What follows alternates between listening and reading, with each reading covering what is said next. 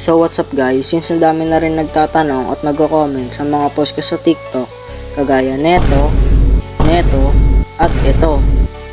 At dahil gusto nyo akong gumawa ng tutorial at makatulong rin sa mga beginner pa lang mag-chew, sige, gagawa tayo.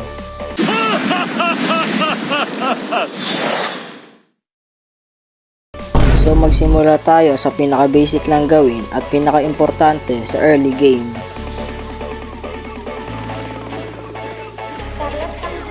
So dapat kada first skill mo nagbe-basic attack ka sa kalaban para dagdag damage. Ayan ang pinaka big important para makalamang ka sa kalaban.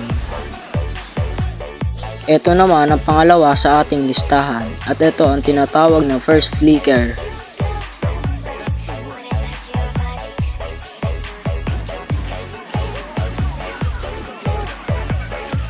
So dapat bago mo i-knock up yung first skill mo, dapat mag second ka muna.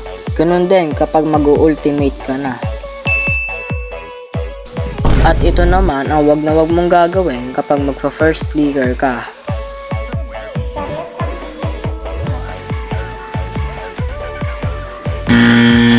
Mali ito dahil hindi ka gumagamit ng second skill, which is mas malaki yung chance na hindi mo mapatay yung kalaban pag ginawa mo ito. Ito naman ang pangatlo sa ating listahan. Parang same lang siya dun sa kanina nating ginawa na first flicker, but this patalikod naman.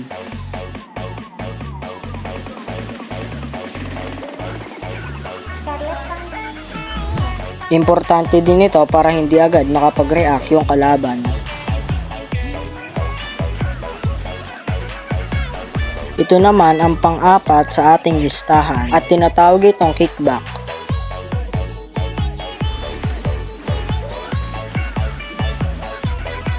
So paano nga ba ito magagawa? Syempre kailangan mo muna i-knock up yung first flicker mo bago mo pindutin yung ultimate sabay flicker paharap. So ang purpose ng knock up dito ay para hindi ma-dodge ng kalaban yung kickback mo. At kung medyo nalilito kayo, ito yung combo.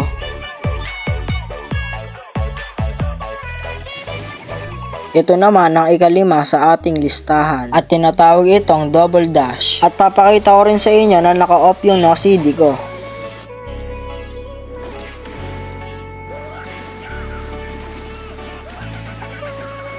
Paano nga ba ito magagawa? First is kailangan mo gumamit ng wall para makapag double dash. At dapat yung first skill mo nakatutok sa may bandang gitna ng wall.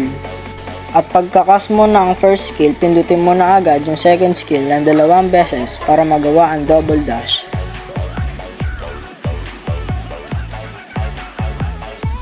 At ito naman kapag di mo tinutok yung first skill mo sa bandang gitna ng wall. You see? Hindi ka makapag double dash kapag di mo tinutok yung first skill mo sa bandang gitna ng wall. Ito naman ang pang-anim sa ating listahan. Ito ang tinatawag na double dash with flicker. Same lang din sa kanina nating ginawa na double dash pero ito with flicker.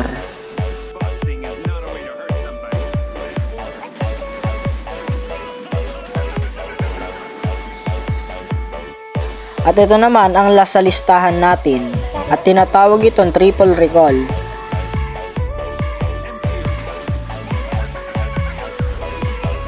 So paano mo nga ba ito magagawa?